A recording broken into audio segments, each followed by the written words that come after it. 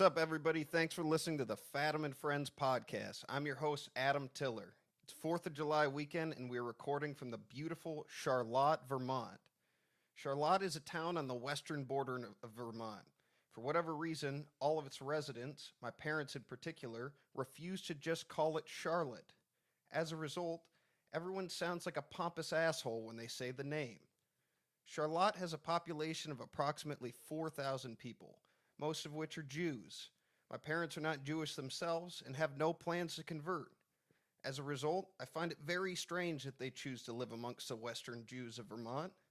I think it's even more strange that they live in a town that sounds French, but is definitely just a bunch of white people. But my parents don't tell me how to live my life, and I try to do the same for them. Plus, they are old, and old people do old people things.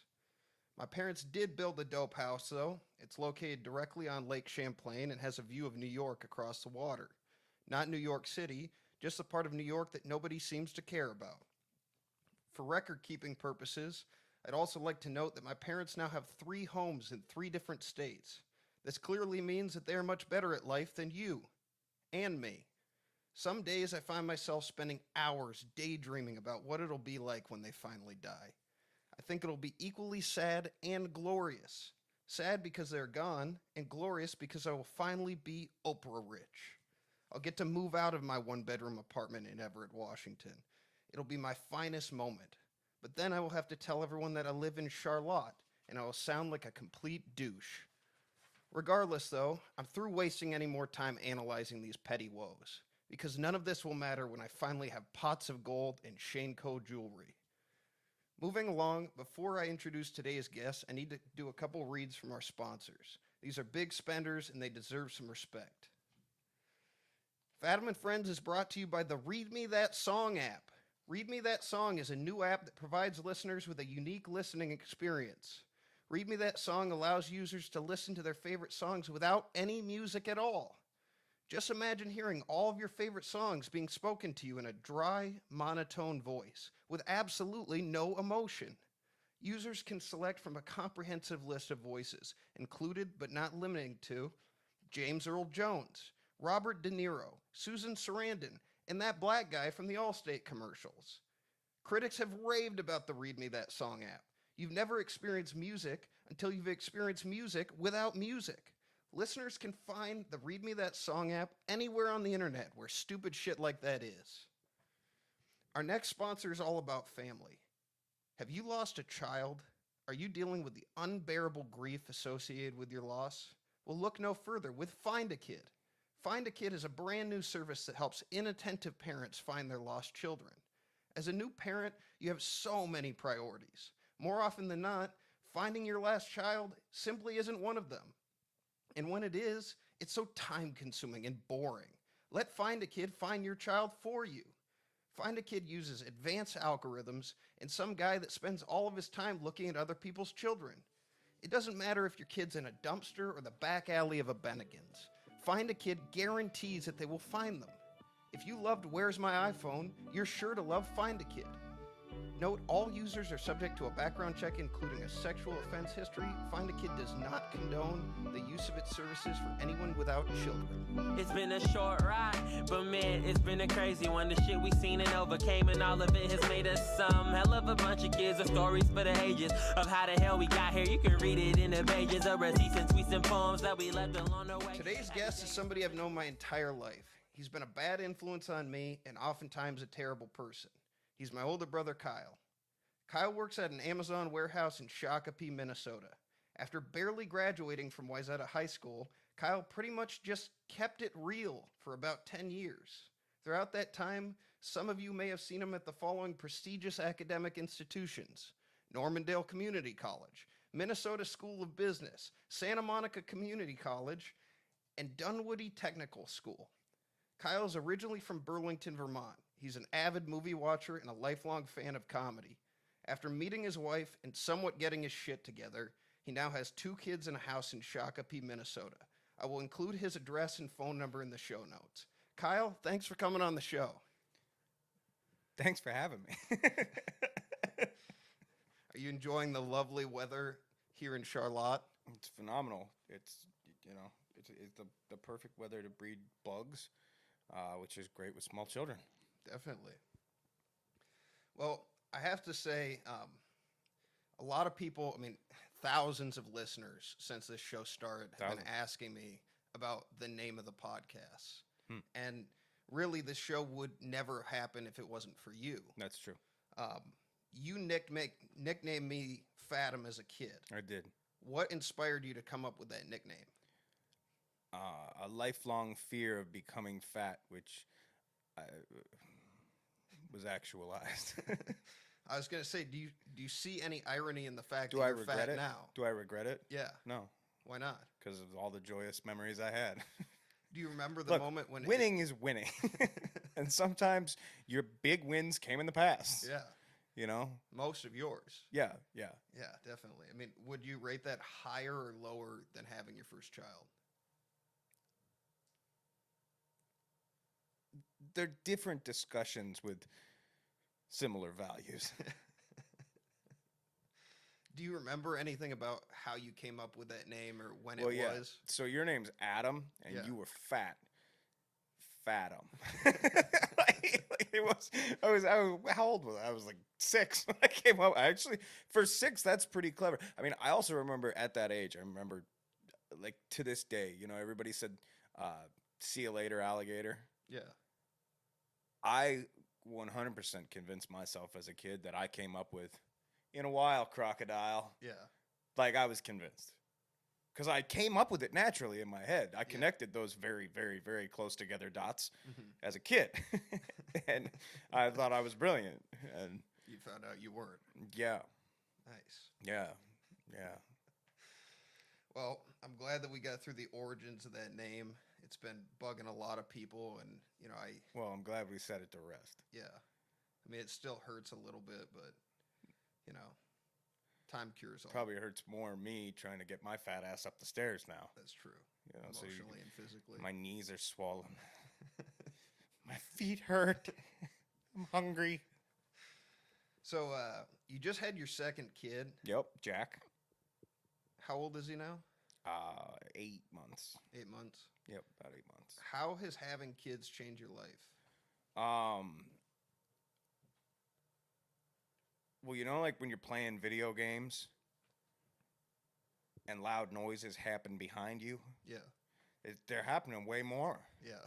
You know, it's tough. It's tough because it's like I'm trying to focus, and it's just, Mama, Daddy, help me! I pooped my pants. Yeah. And I'm like, baby, come on. There's 10 people left. Yeah. What are you playing right now? Fortnite. By default, like I feel like in online video game playing right now, it's such a shitty headway. Like they're basically what happened was battle royale games came out, and they set like a new business model for how video games should be played. Is that the game should be free, and then anything you buy within the game, it will be the way the game is funded. Yeah.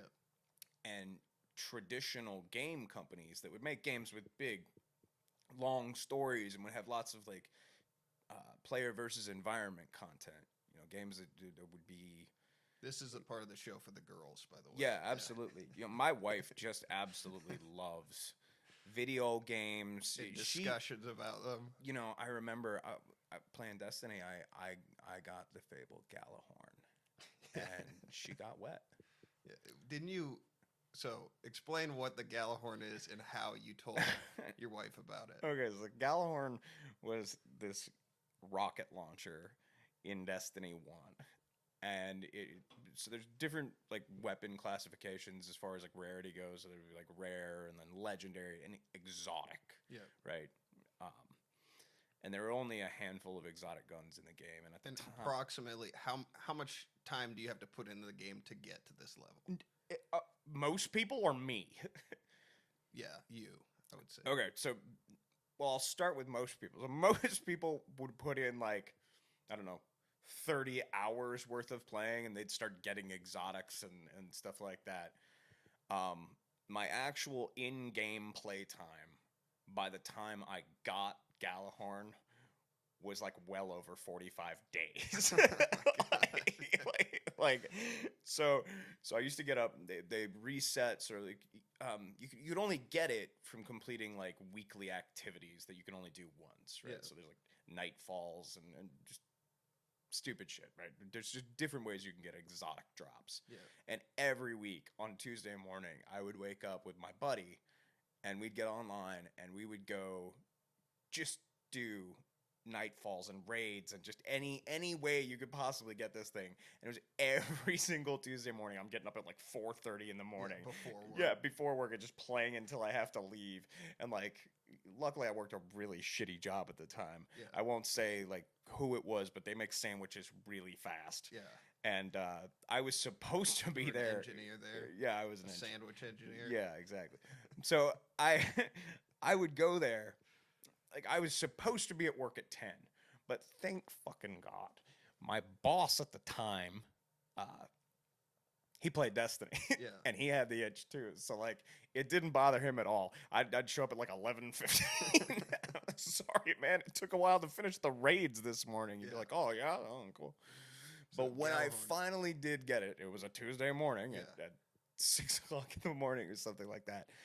I screamed at the top of my lungs like a woman. Ah! And I went running through the house. How old were you at the time? I was 26 years old. I don't know. I was around there. It was around there. I was around there. I was closer to 30 than 20. Yeah. And I went running into the bedroom and woke Des up. I got a Gallahorn. It's just like, I don't give a shit. I was sleeping. Yeah. But yeah, it's a great moment of elation though. Like I actually like in like top 5 moments of my life for sheer just like natural chemical reaction in my brain, like dopamine or whatever the hell it is that gets released when you got better than you perceived you were going to. Mm-hmm. It was right up, like it was right there with like Stephon Diggs catching that touchdown pass against the Saints. Yeah, against the Saints. Yeah, like I didn't want to say the miracle in Minneapolis because that's all anybody ever calls it. And it's fine. Like the next week we went and lost. Yeah. So it's like I don't know that we can throw that up in miracles. Yeah, like we didn't even get to play in the Super Bowl. Yeah. Like, was it better or worse than the birth of your second child? I mean, it's close. Okay, so here's the thing. The birth of my first child was very special. It was a very meaningful moment.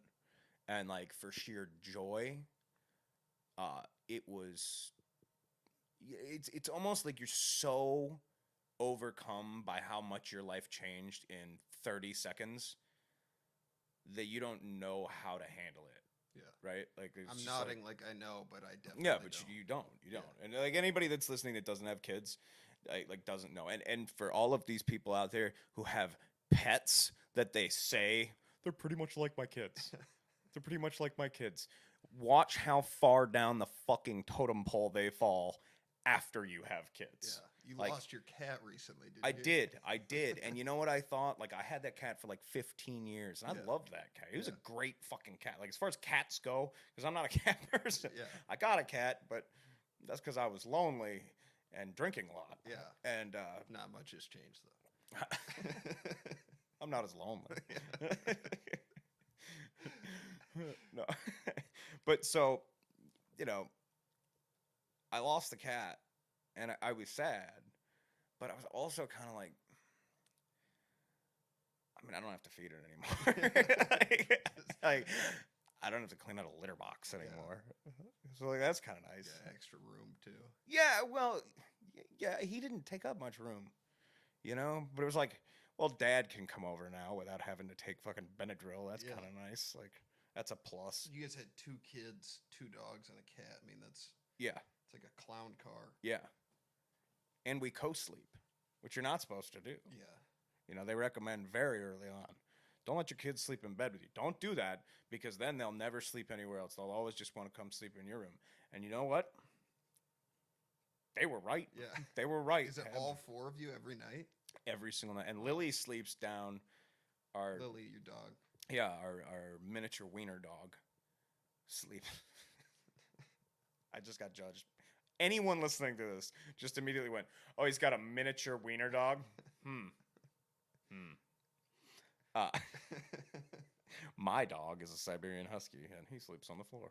Her dog is the Yeah, her dog. She needed another little wiener in her life, so she got her. one wasn't enough. No, no. She wanted a black one.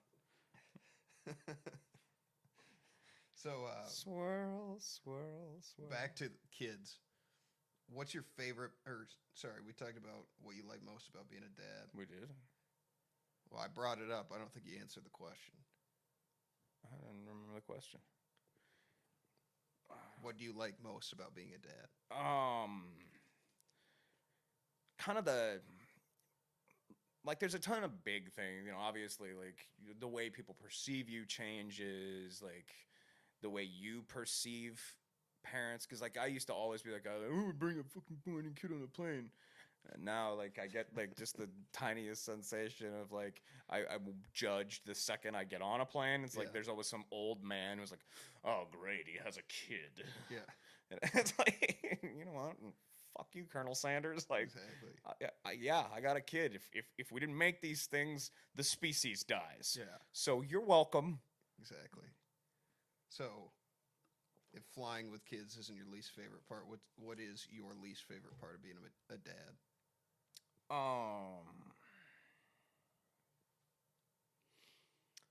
You feel helpless sometimes, like that's a really hard part, I think, for parents in general, is like it's given me a lot of like perspective for mom and dad. Yeah. Like there's so many things that your kid's gonna do that you can't control, that it's terrifying. Like you just we're at the zoo, right? And I'm putting the fucking stroller away, and Dez is getting Jack in the car, and all I can think about is, God, I hope Jade doesn't walk in front of a car. Yeah. And it, I don't know if that necessarily gets easier as they're older, but I think like the fear of losing a child really young is tough. Yeah. Like that when they're so innocent that they've done nothing wrong. So like Jade, she's kind of a bitch. She's 2 now. She's 3. 3. She's 3, but you're a good uncle. Yeah, exactly. Yeah. I was gonna say Uncle of the Year over here. Do you plan on having any more mistakes? I mean, kids? I don't really want any more. Des has gone back and forth. I think right now she's going through this phase where it's like, when you have your first kid, everything is a first. Everything's a first experience, right? Yeah. So it's like, oh, this was their first steps and their first words and the first time they took a dump and the first, everything is a first. And when you have a second kid and you have a husband like me who says, I don't want any more fucking kids. I'm sick of this shit. Yeah. I just lost a cat. Yeah, she lost it. She lost the cat. She's the reason the cat ran outside. Love you, honey. Number one fan of the Fadam and Friends podcast. But so everything she's doing, now in her minds is a last first. Like, oh, it's the last. I don't want to say specifically, but there's an activity that mothers do with children to provide them with nourishment. Yeah. No, I got you. And she doesn't want to give it up, but his teeth are strong. Yeah. And you're worried about like the structural integrity of things. Oh no, I don't know. No, those things get tough. They've been through the ringer. Yeah. Now. It's like a fall off the horse at summer camp. Just get back up, and keep going, ride hard. They're tried and true. Yeah. So, you work at Amazon in Shakopee at one of the distribution centers. I do. And you work with quite a few interesting people. I do. You've talked to me a lot about them. You want to elaborate a little bit on that? Well, do you want to talk about individuals or demographics? Both. Okay. You can start with demographics. Yeah. So, we have a lot of Somali immigrant employees. Yeah, Minneapolis has a huge exactly. Somali It's population. a huge base. It's a huge, their population has grown immensely. I think it's continuing to grow, and it's been I think a lot of culture shock on both sides. Yeah. Well, you're not Somali. I am not. Yeah, No, I no. noticed that. Yeah. When we started this interview. Yeah. No. It wasn't like it wasn't a group of people that I had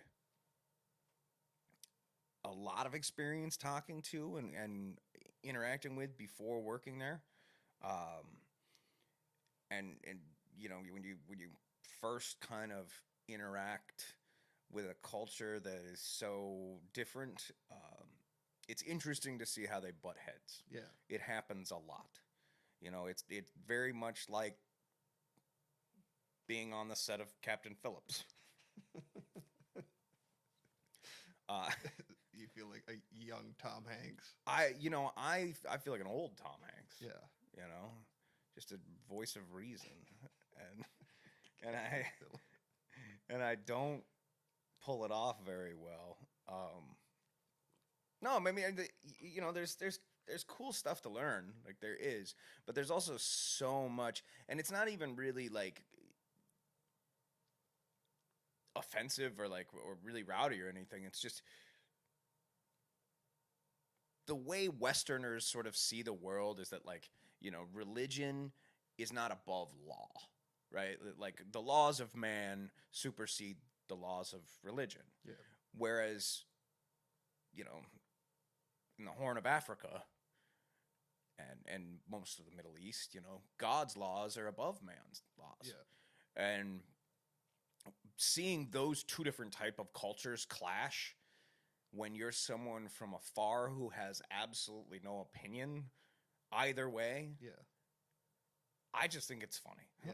Sure. I just think it's funny, And didn't you say because you see all the fucking Somali people are constantly taking their prayer breaks, right? They take prayer breaks and they face Mecca, which is the epicenter of their religion, and they have to pray, sort of aimed in that direction 5 times a day, and it's something that I think I remember learning about in high school or something like that, getting a crash course on Islam or something like that. I always remember that the religion's called Islam, but they're called Muslims. I always remember, all right, not Islams. Why did we need another name? But I remember learning a bit about it, but not knowing people to the level of devotion. But you can also see how living in America now has sort of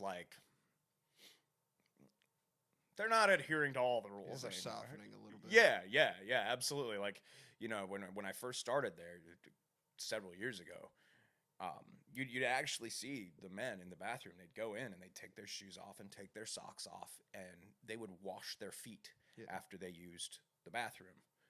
They would go and just barefoot stick it right up in the sink and they just get it wet. Now it's they leave their shoes on, they grab a little water and just wipe it on the side. Yeah.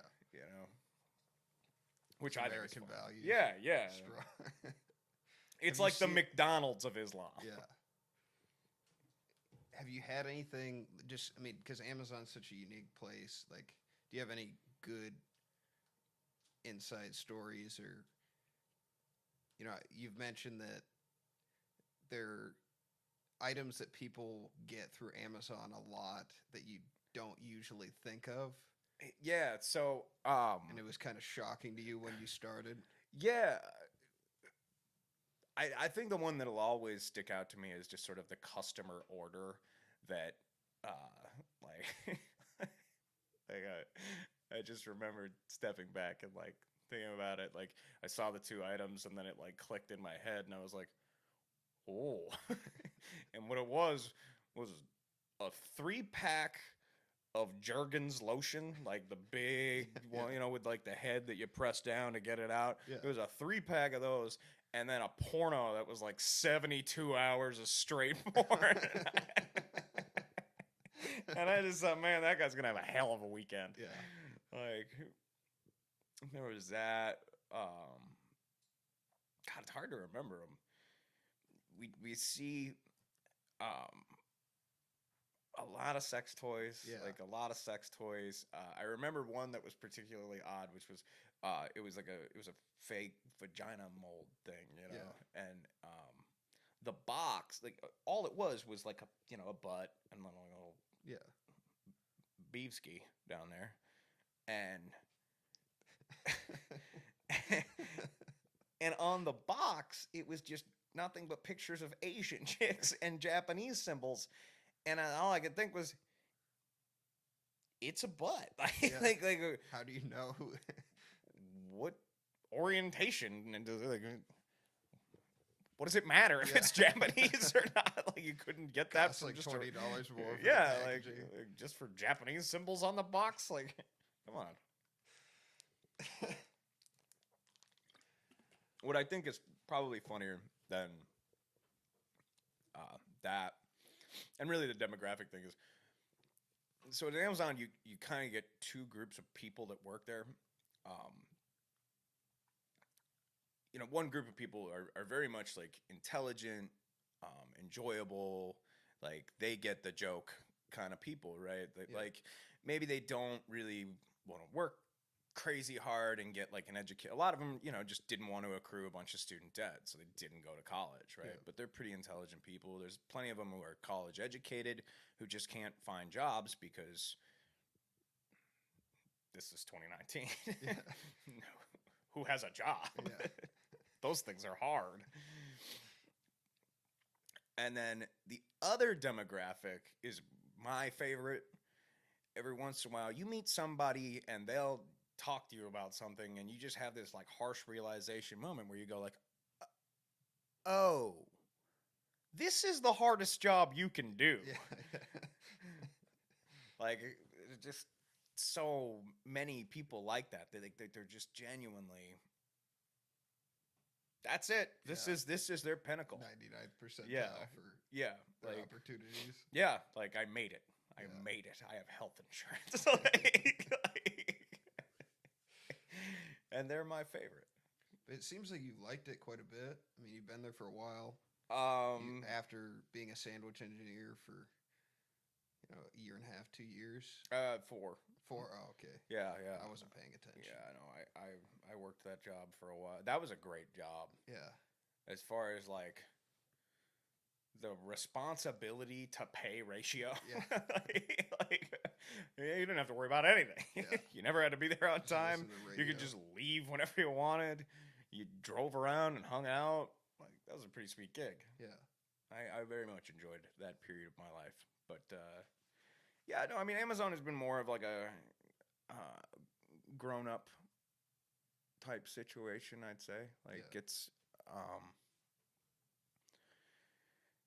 for somebody who, I'm like a 6-time college dropout or something like that. Yeah, we highlighted some of the institutions, but I don't know if I got all of them. No, you missed a few. I think Yavapai College, I went there for a couple of days. And when you went to Santa Monica City College, wasn't there some kid, like, on your first day that sat down next to you and had, like, a briefcase and all kinds of stuff? And I remember that. It was like a political science class. And it was just a community college. And this kid came in, he had a tie on. I remember that. He had a tie on and like slick black, back hair. And he sat down and he opened up a briefcase and he pulled out one of those yellow blank sheets of, the line. Legal pad. And he just sat it down with a pen right next to him and he sat in complete silence. Didn't you end up just leaving the class because it freaked you out? I left. Yes. I did. Yeah. I'm surprised you didn't graduate. I was motivated. Really, really motivated. Yeah.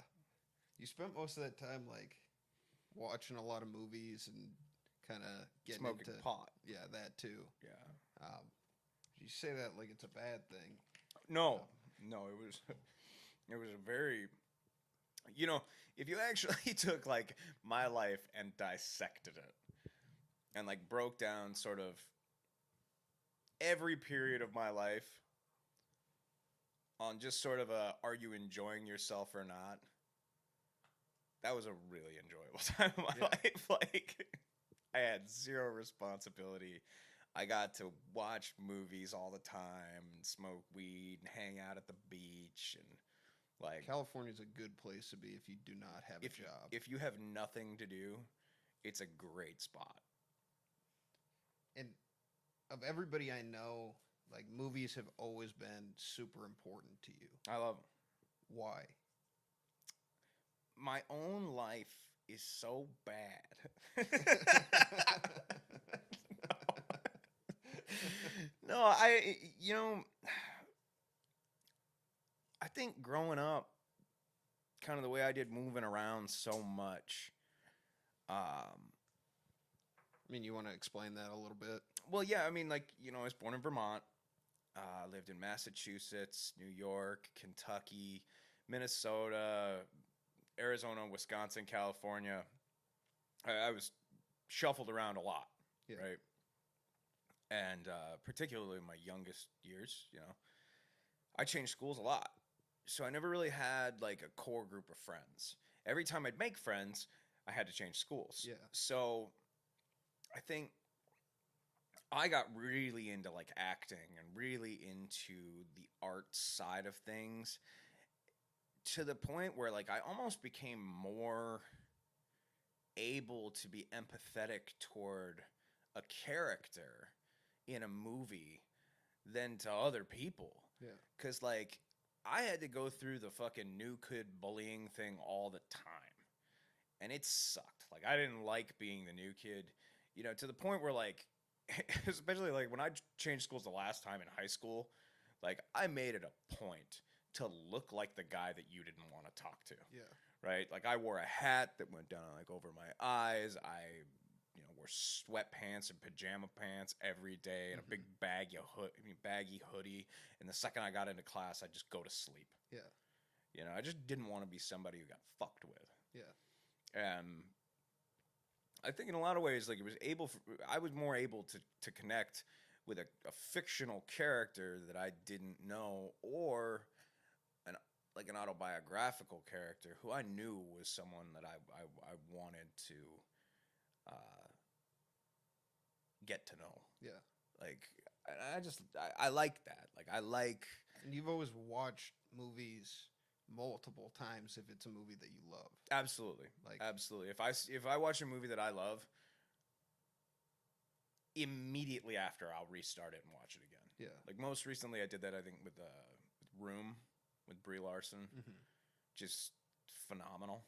Like, and I'll even give it this. It may be a parent movie. Like you may have to be a parent to connect to that movie the way I did, but unreal. Yeah. Like just unreal. Do you have, well, would you say that's the best movie that you've watched recently? Because I know that horror is an area that you really enjoy. I love horror. I love horror and I love drama. Yeah. Recently, what would you say is the best horror and best drama movie you've seen? I absolutely love the Conjuring universe, and what James Wan has done from like a production standpoint to kind of continue to extend, through the Annabelle movies and just kind of building this, the Nun and all that. Like it's a very cool universe, and they've obviously been very successful, but Didn't you say Hereditary? Hereditary is where I'm going. Yeah. Yeah. And the director who directed Hereditary actually has a movie coming out this weekend, kind of his follow-up to Hereditary called Midsummer, and I'm very interested in it. Has he done other movies besides Hereditary? Hereditary, I believe, was his first movie. Wow. And that was the same. The main character was the kid from the Boston Marathon movie, right? Yep. He played Joe Carcernaia. Yeah. Yep, he's a good actor. Dude, that one scene in Hereditary, like the Spoiler alert! yeah, Spoiler alert! I think anybody who's seen the movie knows exactly what I'm talking about. There's a series of about 45 seconds where you go from sitting there perfectly fine to your jaw just being completely in your lap going, I mean, it feels like you get hit in the face with a truck. Like, it is... I mean, I didn't watch it in a theater, which kind of pissed me off because I think when you're in that theater environment, so much of your reaction feeds off of other people, and I can't imagine what it was like. Des and I, seriously, like we had dropped Jade off with mom and dad. Yeah. And we went and saw it. And I was...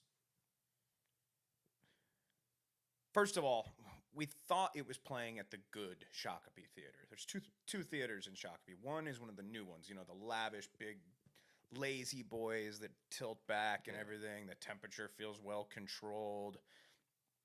Everything's like reserved seating and stuff like that, so you can see wherever people are, and you can say, "Fuck it, I don't want to be near that guy." And, we thought it was there.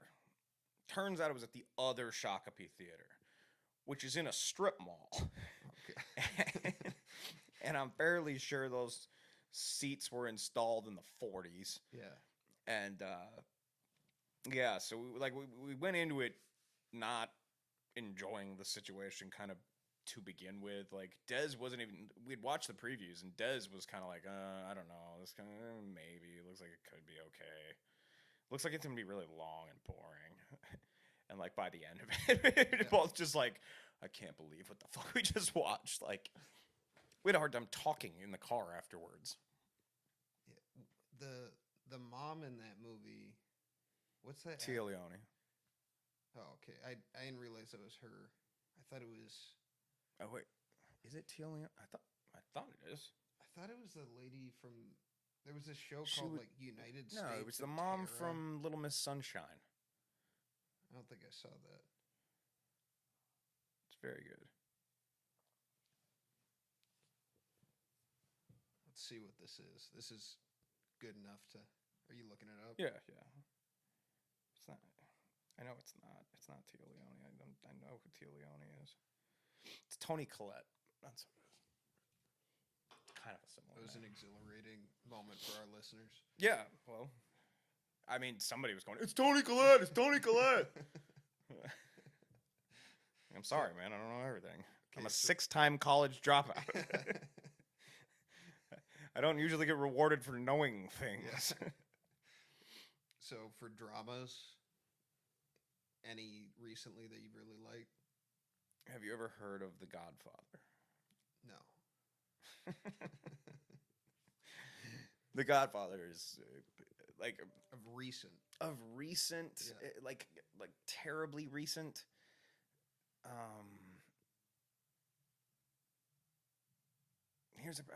got small kids now, so I don't get to watch a lot of dramas. What's your favorite kids movie you've seen recently? The Incredibles 2 was pretty good. Yeah. That was all right.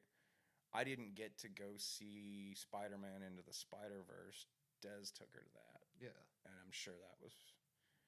I mean, it's about every nerd out there that makes a list of, what's the best Spider-Man movies? I'm going to rank them from worst to best. Yeah. They always put Into the Spider-Verse is the best Spider-Man movie ever. Really? Yeah, I mean, clearly they didn't see Tobey Maguire dancing around in his emo outfit in Spider-Man 3, which was beautiful and sensual. That was a weird movie. It was. Yeah. There was just too much happening. Yeah. I actually thought they set up, what they had in Spider-Man 2 was pretty good, but then Spider-Man 3, they just had too many problems. Well, yeah, his you vision was cast going. Topher Grace as Venom. Yeah, that Venom, the coolest Spider-Man villain of all time, and you went with the nerd from that 70s show, the guy who was frequently being held down by Big Donna in the bedroom. Doesn't make any sense. Like, he couldn't get over that 6-foot redhead. How the hell is he supposed to take down Spider-Man? Yeah, no way. But side note, have you seen Take Me Home Tonight with Topher Grace? I have not. Phenomenal movie. It's a kind of a, I wouldn't say it's a parody, but they play on like those 80s, all those 80s like teen drama type movies, but it's really, really good. There's a lot of cocaine and it's pretty funny. But so what would you say if you like gun to your head? Because that's my favorite way of putting this. Gun to your head right now, loaded, cocked. What's your favorite movie? Like if you have to rewatch the same movie every day for the rest of your life, what movie is that?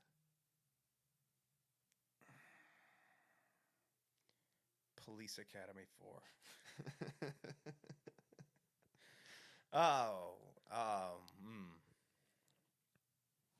I love Lord of War with Nicolas Cage and Jared Leto. I haven't seen that. Okay. It basically tells the story of Yuri Orlov, who's this Nicolas Cage, who's an arms dealer, and Jared Leto plays his cokehead brother. Mm-hmm. And they just basically sell AK-47s and shit to kids in Africa. I need to watch that. It's fucking lit. Like it's a great movie.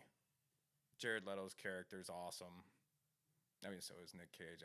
Fucking what's his name's in it? Ethan Hawke. God, he's so good too. He slipped through the cracks, though. You know, like I don't understand. You look at him, and you're like, he's not that good looking or a great actor. No, but I like he watching. Keeps getting cast in like big roles. Yeah, like Assault on Precinct 13 or whatever. That's like that. It's pretty good. What? Oh, and yeah, obviously. And him as Troy Dyer in fucking Reality Bites. It's like Training Day, obviously. Is Training Day is fucking incredible. Yeah. Even that vampire movie he did, Daybreakers, is like, it wasn't that bad. That was at a time when like vampire movies were just coming out like every fucking 15 minutes. Yeah. Taking Lives is still. Yeah. I thought he was awesome in that. Yeah. And you liked seeing Angelina Jolie naked. It wasn't bad. No, it helped. It helped the film's narrative. So let's talk both the narratives. This is a storytelling podcast. You're one of my favorite storytellers, and you put together a list of a couple stories to talk about. The first being pepper spray at the music store we worked at together in high school. Okay. So explain just about Schmidt. So we worked at Schmidt Music in Minnetonka, the old location, not the new lame one, the one that's like Total Hockey now or something like this. But we worked with a girl named Melissa, and an Australian piano salesman named Ian. I won't say his last name, but he's in opera, so yeah. If you can connect those dots. Yeah. He was robust too. Like he was a big guy. He's a great fellow. He was quite the charmer. But so one day we're at work behind the counter. It's me, Melissa, who's about to leave the store in like 2 minutes, and our buddy Aaron. And I didn't know what it was.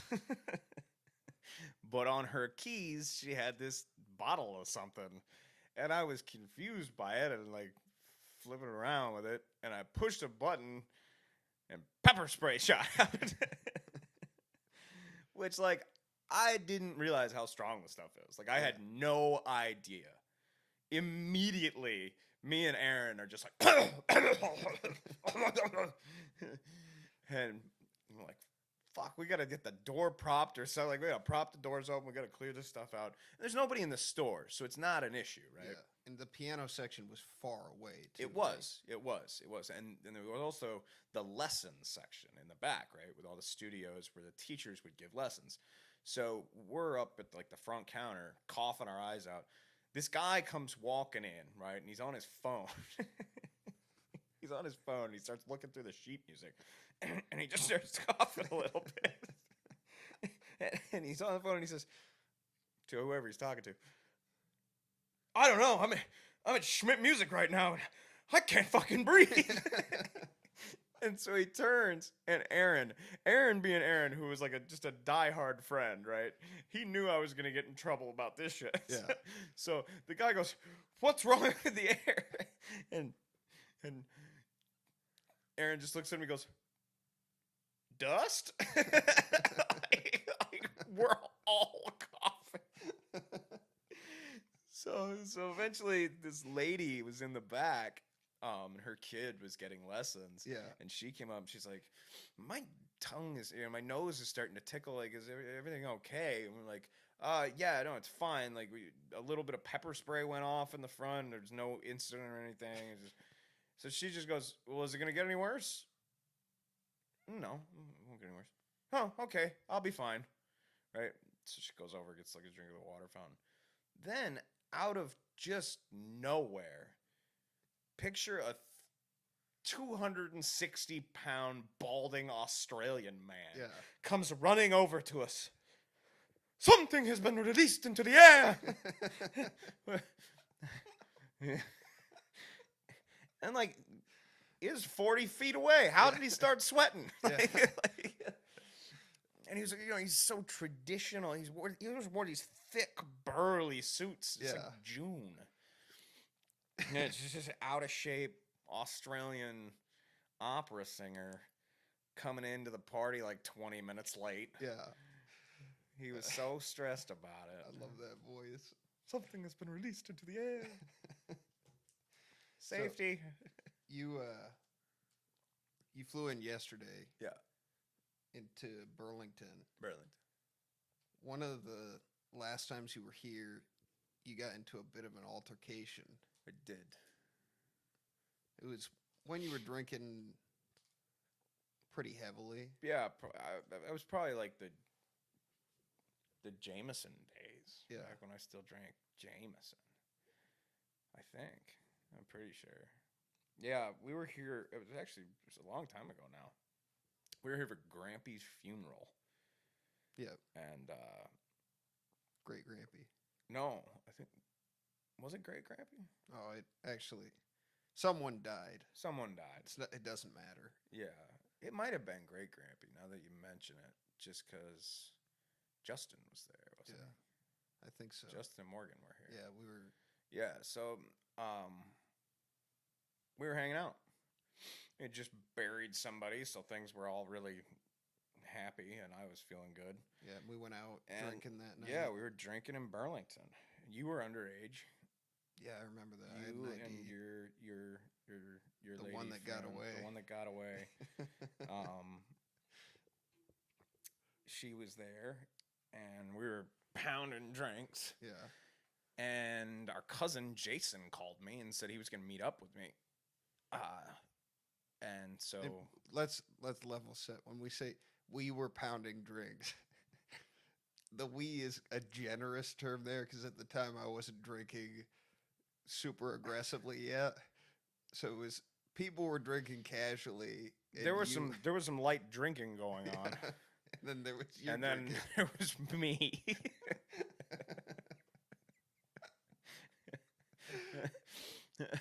And I was pounding them. Yeah. I could throw them back. And so our cousin called and he said, hey, come meet me over here. I went over to some other bar with him, and it was fun. The big jazz festival was going on throughout all of Burlington, so everybody was out drinking and partying and having a good time. And then the rest of us went back to the hotel. The rest of you guys went back. Me and Jason kept drinking, and eventually Jason was like, "Hey, I can't do this all night." And I was like, "Don't be a bitch." Yeah, I'm in a city I don't know. Don't be a bitch. And he was like, "No, man, seriously. Like, I gotta work or something the next day. I can't be out till 2:00 in the morning drinking." And I was just like, fuck it. I'll just keep drinking. Yeah. Like I'll go to this bar and I'll have a Long Island or something. Yeah. Wasn't a hard decision for you, I'm sure. No. But so the night continued, and on that night I happened to be wearing an all black hat, which would be my fate. I remember leaving the bar. I remember I was pretty shit faced. Like I was definitely like if I found a bench, I would have slept on it. Yeah. But I was just kind of wandering down the street, and all of a sudden I got shoved over, and I didn't know what it was. It was just like I just assumed, because I was so drunk, that somebody else who was as drunk as me had bumped into me. Yeah.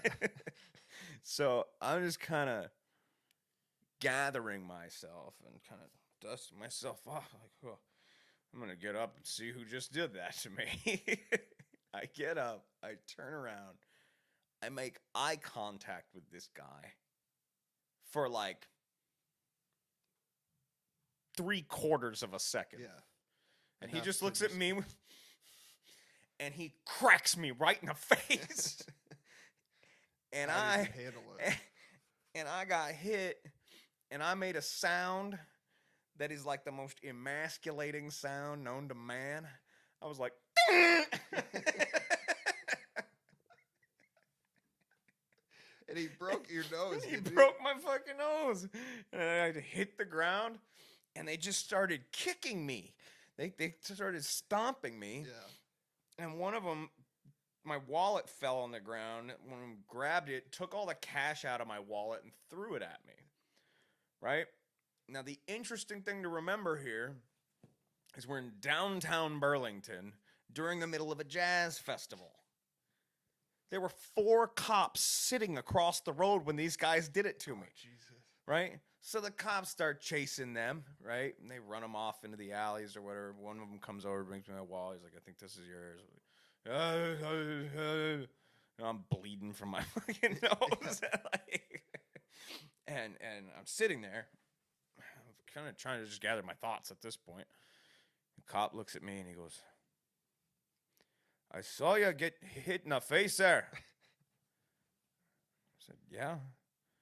He said, yeah. You took it like a bitch.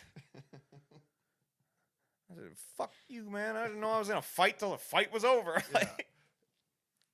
But yeah, it turned out, one of them did catch up with him. It turned out they were looking for another guy in a black hat. They had gotten into a fight with some guy wearing a black hat at a bar earlier in the night, and I got my ass kicked for that guy. I just remember I woke up the next morning and I came into your room and there was just blood everywhere. You were so drunk that you just went in, laid down, and just slept in the bed. And all I could think about was like housekeeping whenever they had to, like they just had to throw those sheets out, I'm sure. I mean, that stuff doesn't happen in Burlington. Like, no. Burlington is they have jazz festivals in Burlington. That's the best part is like, remember we got on the plane when we were flying back to Minnesota afterward. And, I remember opening up this magazine, and it had listed the 10 most dangerous cities in the country. Yeah. Right? And I had lived in like 3 of them. I had never been mugged. Yeah. Never had my ass kicked before. Totally fine. Then on the next page, it had the top 10 safest cities in the country. Number 5 was Burlington. Well, you lived in LA like we talked about, and you got a good story about a special night you had with a homeless guy. Yes. All right, so I had just moved out to LA, right? I had just moved out there. I didn't know anybody, right? And you've been through that. You've been like a new person in a new city. You don't know anybody, and like you want to make friends, but you're a little bit shy. And like the first month I lived out there, dude, at night, seriously, like I had a little portable DVD player. Yeah. And like it took like 3 weeks or something for my stuff to all get delivered out there. Yeah. So I just had an empty apartment. So I would just like drink and watch this portable DVD player that I had, and all I had were like 3 seasons of 3.5 Men. And I had a little bar stool, and I just sit with my little headphones in. I mean, to be fair, it's not a whole lot different than most nights were prior to that. It's just it was a portable DVD player. No, it's a portable DVD player versus a full screen setup. But that and the 2.5 Men restriction. Yeah, but I mean, like back in Minnesota, I had people I would go out with and Yeah. shit, right? This was just like me in a brand new city, and I was nervous and shy, and I didn't want to meet anybody, and like, so about a month, maybe month and a half after I moved out there, I found out California allowed you to purchase and consume marijuana if you had a medical license. Yep. And I researched it and found out that's all a bunch of bullshit. Yeah. You go see a guy who's got, like, he's a doctor, he's an audiologist, right? Like anybody that's an MD can prescribe this shit. Yeah. And this was before everything got legalized. Yeah, so yeah. This was, you had this to was go 10 through years these ago. Stupid hoops. Yeah, this was, I think, about 10 years ago. And you had to, go get a prescription from a doctor. The doctor wasn't legally allowed to tell you where you could get it, but his receptionist could. Yeah. Like, it was a process, and I think it was like $200 or something like that to get the doctor to write you a script, and it was good for like 6 months or a year or something like that.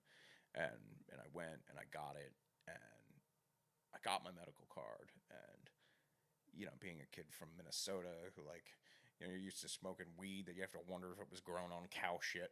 Yeah. Like this was like, oh, I can go to the store now. I love the store. Yeah. So I had started smoking weed and stuff and hanging out, and like I was opening up a little bit, but not too much. And then one day I was walking home from my daily go down to the beach and have a hot dog run, and I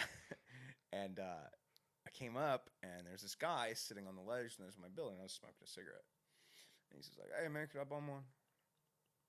And this was back when cigarettes only cost like $6 a pack in California. Yeah. Right. Which now, but I was like, all right, man. Yeah, sure. Here you go. And we get to talking. I forget what his name was, so let's just say James. I think that sounds right, but it's not conveying his skin color. I'd need to use a different name for that. Yeah. But he was a homeless man, and we got to talking, and it was cool, just smoking a cigarette, talking about it. And this guy, James, he was from I think South Carolina. It was some southern East Coast state, maybe Virginia, I don't know, somewhere where they're definitely racist. And he had made his way all the way to California. I don't know why he came to LA, because his life goal was to see the Space Needle in Seattle. He's like, "Oh man, I gotta show you something." And he pulls out the picture, and I was like, "Oh, the Space Needle?" He's like, "How you know?" I was like, I don't know, man. I watch TV every once in a while. Yeah. 2.5 Men. It's a famous building. You ever seen the Statue of Liberty? But he tells me all about it, right? He hadn't been in a car in like 4 years. He hadn't. He led off with, "I'm a little bit of an alcoholic," which I was happy about. Yeah. Get that out there early. We're gonna party. Yeah. So I actually invited him up to my place. I was like, "Well, what are you doing right now?" He's like, "Shit, man, I'm not doing nothing. I'm going to the Space Needle." Like, that's next on the list. How did James smell? Not bad. Yeah. No, not bad. Like he had a backpack, but he was fairly well kept together. He had an address book, like with phone numbers written down in it, Yeah. because he didn't have a phone, obviously. Yeah. So we went back up to my place. I was like, "You smoke?" He's like, "Oh yeah, let's smoke." So we got high, and then he wanted to use my phone, so he started calling, all stoned and shit. He started calling like all of his loved ones that he hadn't talked to in months. Yeah. I'm just listening to this, like, oh man, kind of making this guy's day. Like, he gets to talk to his mama. Yeah. And he was happy about it. Like, he was really happy about it. And so I thought, like, I'm gonna take it one step further. I'm gonna buy the guy dinner, right? Like, and I had been wanting to go up to this restaurant in Hollywood called Big Wang's, because I had heard they have good wings. But going to get wings by yourself is like super sad. Yeah. Like, it's really sad. Yeah, it's really bad. Like, you look like you're the champ training, Nobody gonna take my title this weekend. like, what are you doing? You eating buffalo wings by yourself? Yeah. So I was like, this is a perfect opportunity. I'll exploit the company of this homeless man, so that I can try some wings, and I'll buy his too, so it doesn't seem like I'm a weirdo dragging around a homeless guy, just to look popular. Yeah, because that's a popular thing to do.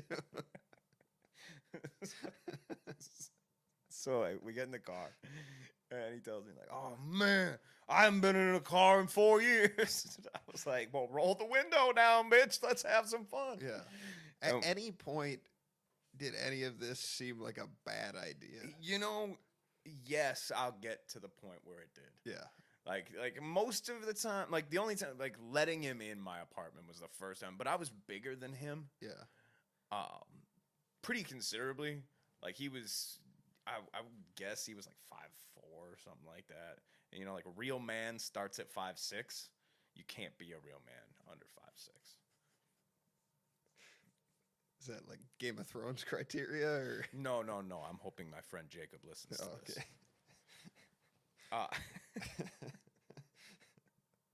He's 5'5". Yeah. 5'3.5". No, but I thought about it like, this probably isn't like best form. Like, but I'm 22. He's clearly like 40 and homeless. Like, probably hasn't eaten much. I could take him. Yeah. If I needed to throw down with this guy, I was going to be able to throw down with this guy. Plus, there was nothing in my apartment to steal. Yeah. Unless you, like, really needed a PlayStation. Like, there was nothing in it. I didn't have a laptop. I didn't have anything. You definitely didn't have friends. No, I didn't have friends. There was no one he was going to harm. Yeah. Aside from maybe a cat. But look how that worked out. Yeah. But so I decided to take him up to Big Wang's for dinner. Big Wang's is no longer there, by the way. So that's how good the wings were. Rest in peace. So we get in the car. He hasn't been in a car in 4 years. We're driving. He seems to be enjoying himself, right? Like, and he knows he's getting a free meal, so he might have been playing it up a little bit. Like, oh, Kyle, man, you the best. Yeah. But, like, I felt good. I felt like I was finally using my position of power for the good. I don't know. Like, whatever the cosmic scales were getting balanced. So we get up to the restaurant, we eat, and we drink, and we're having a great time. And, like, I just keep getting him drinks. Like, oh, man, like, you don't gotta drive. Don't worry about it. Have another beer. Fuck it. Yeah. And he really seemed to be enjoying himself, right? To the point where he starts thinking he can maybe make some of the decisions, right? And I felt comfortable at that point letting him make decisions. I was like, all right, this guy seems to be having a good time. Like, maybe we will be friends. Who knows? So we get the car and we start driving back down, and he decides to make his first decision, which would later turn out to not be a great one. We're driving down, I want to say it was Santa Monica Boulevard, and we're in West Hollywood. And it's like a Tuesday. And he sees a bar, and it is hopping. Yeah. Right? Like, it's hopping on a Tuesday, like 9:30. In West Hollywood. In West Hollywood. But I just moved out there. I don't know what West Hollywood is. So he's like, we gotta go, yo. Look at that shit. Look at them. They're having a blast. Look at all them lights and colors. And I was like, all right, man. So we parked on the street, walked down. We went in. I remember, I think it was the Lakers Cavs were playing. And it was like Kobe versus LeBron. And I went over to the bar, ordered a couple beers, went over, and we were just standing there watching the game. Just two men hanging out at the bar, throwing them back. You know, clinking glasses every once in a while. You know, he was all about King James, and I was like, Kobe's the Mamba. Come on. And I start to look around. And I noticed that the walls were all murals of volleyball games. Beach volleyball. With all men. Well, that's fucking odd. And then I started looking around at some of the other customers. A lot of dudes came out to watch that game. Yeah. So I went over to the security guard, right? I was sitting over there. Big black guy, you know, like that stereotypical black security guard who's like, you know, 6'8" or something like that. And I walk over and I'm like, bro, I gotta ask you a question. I don't want to be weird or anything, but is this a fucking gay bar? And he looks at me and he goes, bitch, you in West Hollywood. I was like, I didn't know that was a thing. That's a thing? I didn't know. So I went over to James. He's like, oh, look at it. You know, he's watching the game stuff. Yeah. And I was like, James, we got to go. We got to go right now. He's like, why, man? The game's almost over. I was like, we're about to be raped. Let's go. So, yeah, took it back to my place. Got back, smoked another joint or something like that. Drinking more shit, you know, whatever I had. I don't even remember. Beer, wine, fucking whiskey, who knows. And this was the time I really thought I might have fucked up. He passed out on my couch. And I had to have this, like, conversation within myself. Like, what do I do? Do I put him in the hallway? Call the cops? Like, I don't want to get him arrested. I just showed him the night of his life. Yeah. That would be all my fault. Do I just stay up? Do I stay up all night and just see him off in the morning? Or do I risk it and go to bed? What would you have done? Probably go to bed. That's what I did. Yeah. That's what I did. I went to bed. But I was very kind of like up in the air about it. Like, I really didn't know. Like, this time, sleeping with one eye open. Yeah, like, I've got a homeless guy passed out who's high as shit in my living room. Yeah. Like, I have no idea if I can trust this guy. Like, sure, I just showed him the time of his life, but he also might have a gun. Like, I don't know. I mean, time of his life is a little generous. You did buy him dinner, but you also took him. Hold on. Hold on. So I went to sleep. Mm-hmm. I woke up the next morning about 10 o'clock to some sounds. Cling, clang, cling, clang. I thought I was being robbed for sure. Yeah. Jumped out of bed, opened up my door. This dude is doing the dishes. He had cleaned my entire apartment. Yeah. Spotlessly. He cleaned out the litter box. Damn. Washed all my dishes. And he immediately turned to me and said, my bad, dude. Party foul. And I was like, what? He's like, falling asleep like that was a party foul. My bad, bro. And I was just like, it's all right. And he's like, no, it's not. You showed me the time of my life. And I was like, all right. It's a good story. Yeah, well, it doesn't end well. Okay. So as much as I felt like Robin Hood there, I did also, you know, he left and he knew exactly where I lived and that I was a generous guy. So what does the homeless guy do? He started showing up outside my window. Hey, Kayo! Hey, Kayo! And I had to pretend like I wasn't home. Yeah. And I hope he saw the Space Needle. Yeah. You know, I never saw him again. Did you just put on 2.5 Men as loud as it goes? And anytime No, you dude, heard so those here's the thing. voices- I always had an outward-facing fan. So, like, a few times he'd show up and, like, it'd be just as I was hitting a bowl or something, and I'd blow, and, like, everybody in my whole complex knew I smoked weed. Yeah.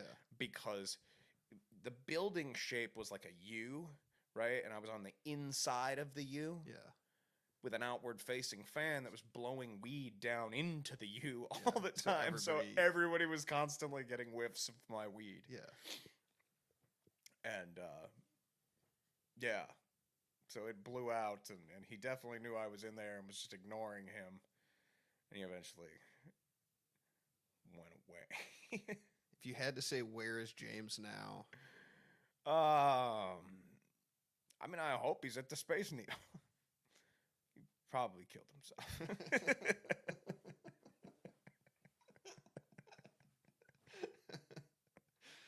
All right, let's lighten it up a little bit. Pivot. So, I got into comedy fairly recently, and it you were the shows. first person that introduced me to comedy. Who was your first comedic influence? Oh, God. You know, in actuality, probably like Adam Sandler. Mhm. Like, I think Adam Sandler, you know, like looking back kind of as a kid, the first things that really made you laugh, like Billy Madison,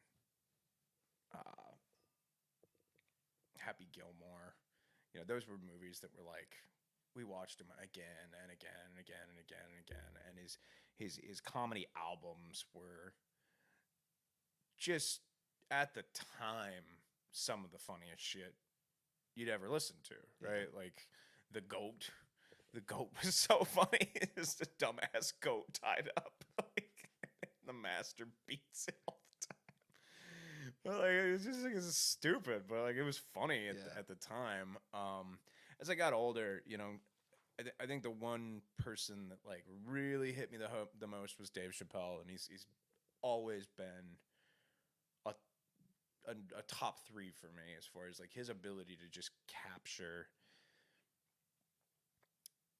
He sees himself so truly, like the man he describes is the man he presents, and he never pretends to be anything else, you know.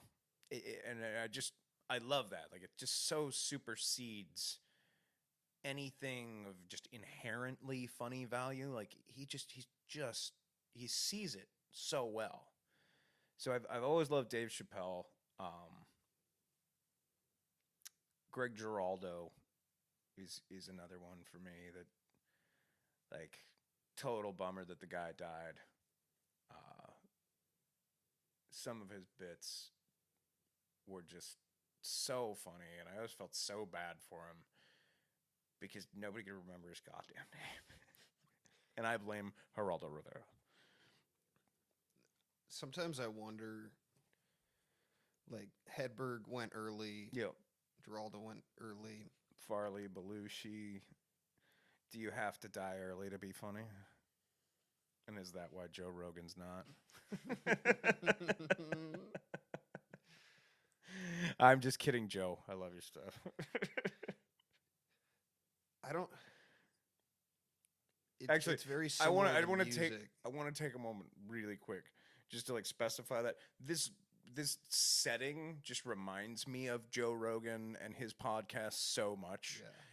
And like just the way it's all conducted, and I really appreciate it, and I do watch it, and I like it. You should have Alex Honnold on like 50 more times, Joe, because it's really funny watching you try to push beta blockers on a guy that's hung off of a 3,000-foot cliff. I mean, I don't think Joe's listening or ever will. He will. I personally, I think he's pretty savvy in terms of how he works advertisements into his podcasts. Mm. he'll find. Speaking of which, I did want to use this opportunity to plug my new restaurant I've been working on. We're the premier Japanese restaurant on the University of North Dakota's campus. We are called the Fighting Sushi.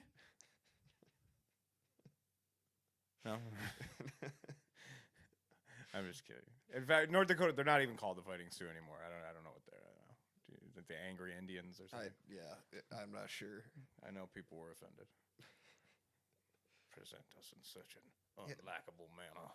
But Rogan, he was one of the early adopters of podcasting, and Marin was too, and some of these other guys. Well, I mean, it's just good business. If like from a comedic standpoint, like one of the hardest things to do are get your jokes out there.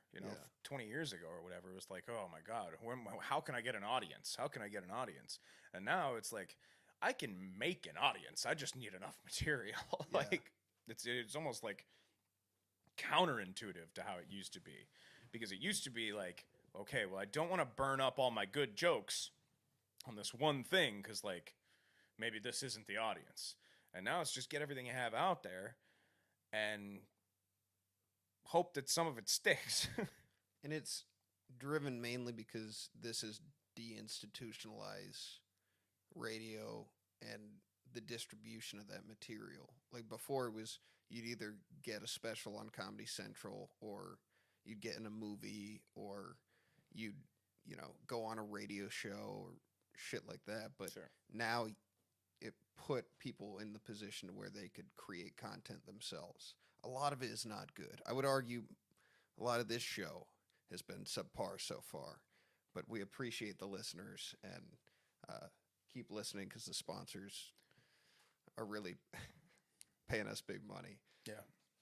I mean, unfortunately, I am not able to listen. I have a prior engagement. Yeah. Well, speaking of money, got a couple hypothetical questions for you on the way out. Mm-hmm. We spent a lot of time with Mom and Dad so far this week, and seeing this beautiful house. It's looking at New York State, and my question is, if Mom and Dad were to die tomorrow, what is the first thing that you would buy with your inheritance? A coffin. For yourself or for them? For them. For my parents. What is the... Actually, we talked about this. We talked about this the other day with Mom. Mom doesn't like the idea of cremation because she doesn't like the idea of burning. So she wants to be buried. And I don't want to. So what's the first thing you buy selfishly, though? You just got... I like to assume it's just going to be cash. Like it's not going to be check. Cash. It's just you're going to walk into a room and somebody's going to be sitting there with just suitcases full of cash. Yeah, like duffel Scarface. bags. What's the first thing that you buy for yourself too? Not, I mean, your quote unquote family. Family. Whew. I think it's totally selfishly, dude, like the rock climbing shit. Yeah. like honestly, like rock climbing shit. That's all I really want in life. Like as far as like materialistic shit goes, like I love rock climbing shoes and like feeling the different. Like I love that kind of shit. Like I love ropes and pulleys and carabiners and cams and like that's all the shit that I like. One thing I thought of when you were talking is we play a game together sometimes. I call it scratch off elimination. You want to describe that game? And well, I mean, that's when you go to the gas station with like $40 and you buy $41 scratch off tickets and you see how long you can stay alive. What's the purpose of the game, though? To lose all the money. I guess it's in the hopes that one of us wins the $1,000 one, and then we never have to work again. I've always thought the purpose is to annoy the shit out of the guy at 7-Eleven.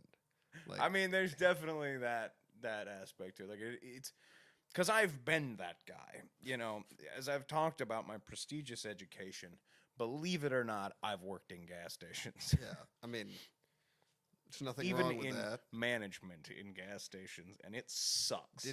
Didn't your old manager always? He would sing. You love that Lady Antebellum song. It's a quarter after one. I'm all alone and I need you now. Yeah, he liked that one. Yeah. But I did. I tell you I sold a $20,000 winner one time. No. Yeah.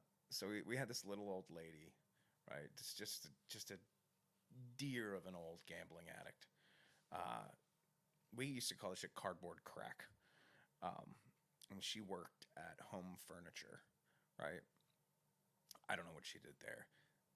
I assume she waited to die because she was very old. Yeah.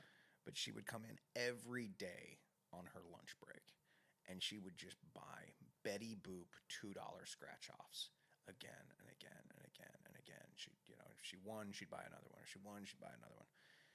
And I swear to God, she was in one day, and she must have gone through 20 or 30 of them, right, before she finally decided to give up.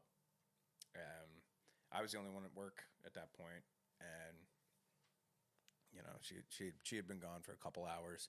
I hadn't sold any more, and then this girl came in, and she said, "It's my 18th birthday." And I said, "Well, happy birthday." And she said, "I want to play one of those scratch-off tickets. Which one should I get?" And I said, "The fucking Betty Boop one's pretty popular." Yeah. She gets it, scratches it. She goes, "I think I won." I was like, let me see. $20,000. It was one away from the old lady. Yes. One away. I never had the heart to tell her. Yeah. I never told her. Because she died too soon for you, too. Oh, it would have killed her. Yeah. It would have 100% it would have killed her. But she, you know, but the girl, here's the thing. It was her first scratch off ever. She didn't tip me. I told her to make a $20,000 investment, and I didn't even get a tip. Usually, you know, people tip you. Like if they get a decent sized win, they'll usually tip you. It's like tipping the dealer. Yeah, but way less frequent. All right, so I got one last question. It's a follow up to the other one, and I wanted to thank you for coming on. I know this was a lot of work for you. It's been exhausting. Yeah, you get winded easily. I do. So walking downstairs. This is a gambling related one. As you know, I've been known to place a wager every once in a while. Yeah. Our parents are in their 50s. In other words, they're old. If I put the over-under at 30 years until both of them are dead, what side do you take, and how much of your after-tax inheritance will you stake? And this is a legitimate wager. So right now, you pick a side and the amount, and when they die, we have to, all of the listeners are hearing this. Oh, my God. 30 years, more or less, for both of them.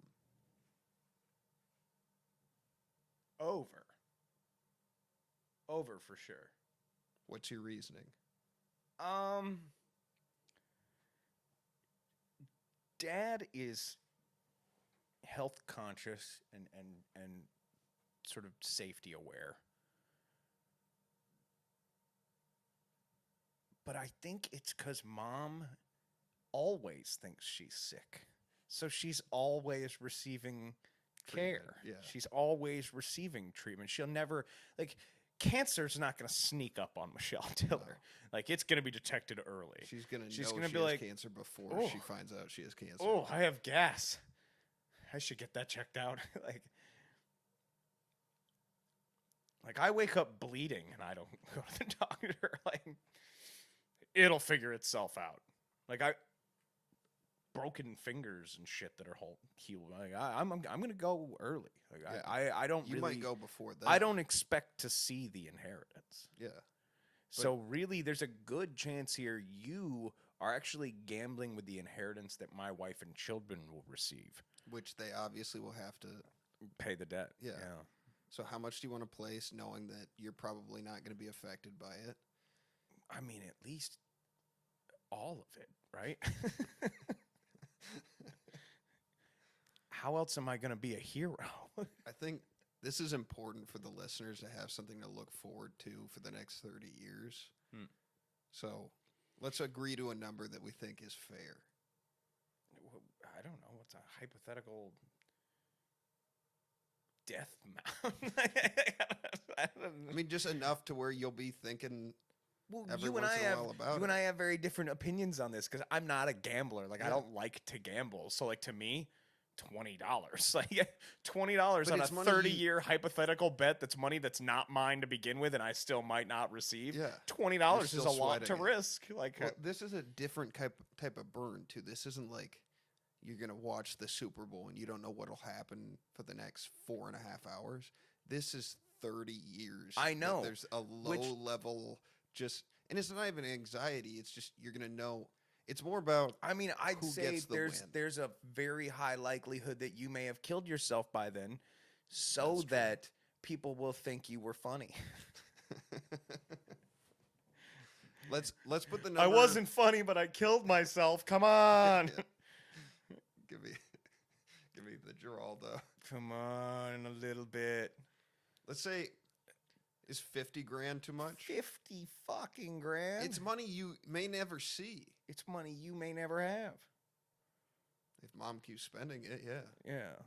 How about 5? All right, 5 grand.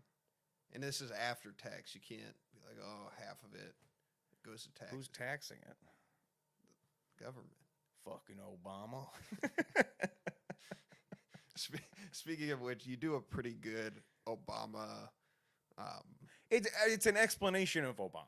Yeah. Like, I don't think my Obama impersonation is very good at all. No, actually, like, I don't think the voice is very solid. I the just think mechanics it's of the his mechanics of voice. it, and it's just simple. It's that Barack Obama sounds like a guy filling out the lamest Mad Lib in history.